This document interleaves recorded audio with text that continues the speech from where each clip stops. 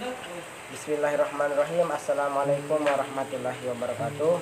Perkenalkan, nama saya Joni dengan NIM A1711834 dan saya berasal dari kelompok 6.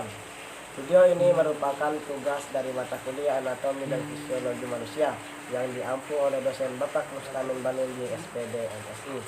Pada video kali ini saya akan menjelaskan tentang sistem ekskresi. Berikut kita mulai videonya. Sistem ekskresi adalah sistem pembuangan zat-zat sisa pada makhluk hidup seperti karbon dioksida, urea, racun, dan lainnya. Sistem ekskresi terdiri dari organ ginjal, paru-paru, kulit, dan juga hati. Ekskresi merupakan proses pengeluaran zat sisa metabolisme dari dalam tubuh. Organ-organ dan jaringan yang bertanggung jawab untuk membuang zat-zat sisa disebut dengan organ ekskresi. Organ-organ tersebut membuang limbah melalui cara berikut ini. Yang pertama, yaitu dengan cara eliminasi limbah bernitrogen. Yang kedua, mengatur keseimbangan cairan dalam tubuh dan mempertahankan komposisi ionik cairan ekstraseluler. Organ ekskresi utama pada manusia yaitu terdiri dari ginjal, paru-paru, kulit, dan hati, seperti pada gambar berikut ini. Yang pertama yang akan saya bahas yaitu organ ginjal. Ginjal merupakan organ ekskresi utama pada manusia. Organ ini berfungsi menyerap atau menyaring sisa-sisa metabolisme yang terdapat di dalam darah kita, seperti air, urea, dan juga garam yang akan dikeluarkan dari tubuh dalam bentuk urin. Dari setiap ginjal keluar saluran urin atau ureter yang menuju kandung kemih atau vesika urinaria. Selanjutnya, urin dari kandung kemih ini dikeluarkan melalui uretra. Ginjal ini terdiri atas unit-unit kecil yang disebut dengan nefron. Nefron terdiri atas kapsula Bowman, tubulus proksimal, tubulus distal, dan lengkung Henle. Di dalam kapsula Bowman terdapat kumpulan pembuluh darah kapiler yang disebut dengan glomerulus. Urin dibentuk dalam proses yang terdiri dari 3 tahap, yaitu penyaringan atau filtrasi, penyerapan kembali atau reabsorpsi, dan pemekatan atau pengeluaran zat atau augmentasi. Urin ini mengandung urea dan amonia, garam, zat warna empedu, dan zat berlebih seperti vitamin, hormon, dan juga obat-obatan. Paru-paru merupakan organ utama untuk pengeluaran zat sisa berupa karbon dioksida dan uap air. Di dalam paru-paru, khususnya alveolus,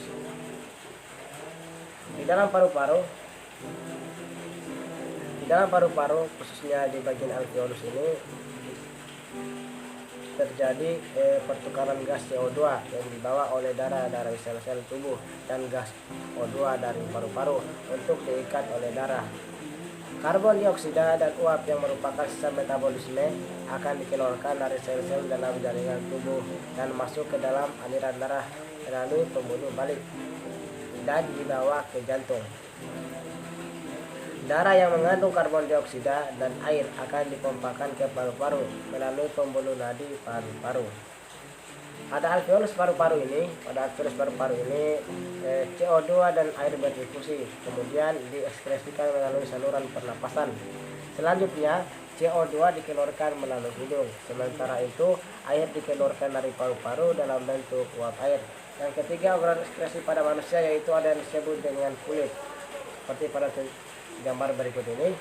Kulit ini berfungsi sebagai organ ekskresi karena kulit ini mengandung kelenjar keringat atau glandula sudorifera yang mengeluarkan keringat. Ketika suhu tubuh kita naik, kelenjar keringat ini akan menghasilkan keringat atau air. Keringat tersebut akan diuapkan. Menguapnya keringat dapat menurunkan suhu tubuh, sehingga suhu tubuh akan tetap di kisaran 37 derajat Celcius atau dalam keadaan homeostatis. Cara kerja pengaturan suhu tubuh ini berlaku sebaliknya pada kondisi yang berlawanan, seperti kurang aktivitas atau berada di lingkungan yang suhu udaranya dingin. Keringat ini mengandung air, larutan garam, terutama garam dapur, dan sedikit urea. Kelenjar keringat akan menyerap air. larutan garam, dan urea dari kapiler darah yang letaknya berdekatan. Selanjutnya, zat-zat yang terlalu itu dikeluarkan ke permukaan kulit melalui pori-pori sebagai keringat. Bila udara dingin, pengeluaran keringat menjadi lebih sedikit, sehingga pengeluaran air dari tubuh banyak melalui ginjal dan menyebabkan sering ekskresi urin. Pengeluaran keringat yang berlebihan mengakibatkan hilangnya garam-garam mineral dari tubuh, sehingga dapat menimbulkan kekejangan otot dan pingsan. Mekanisme pengeluaran keringat ini ditentukan oleh pusat pengatur suhu, yaitu hipotalamus. Hipotalamus menghasilkan enzim bradikinin yang mempengaruhi kegiatan kelenjar keringat. Jika rangsangan berupa perubahan suhu pada pembuluh darah, maka rangsangan tersebut akan diteruskan oleh saraf simpatik ke kelenjar keringat. Dan terakhir, organ ekskresi pada manusia yaitu ada yang disebut dengan hati. Hati atau heper selain berfungsi sebagai kelenjar dalam sistem pencernaan, juga hati ini merupakan bagian dari sistem ekskresi, karena hati ini dapat menghasilkan empedu. Empedu mengandung air, mengandung asam empedu, garam empedu, kolesterol, zat warna empedu, dan juga zat-zat lainnya. Bilirubin atau zat warna empedu merupakan hasil perombakan hemoglobin sel darah merah di hati. Bilirubin dikeluarkan bersama dengan cairan empedu ke usus dan kemudian mengalami pemecahan menjadi sterkobilin dan urobilin di dalam usus. Sterkobilin ini memberi warna pada feses, sedangkan urobilin ini memberi warna pada urin. Demikianlah penjelasan saya terkait daripada sistem ekskresi pada manusia. Semoga dapat bermanfaat. Bila kurangnya mohon dimaafkan. Assalamualaikum warahmatullahi wabarakatuh.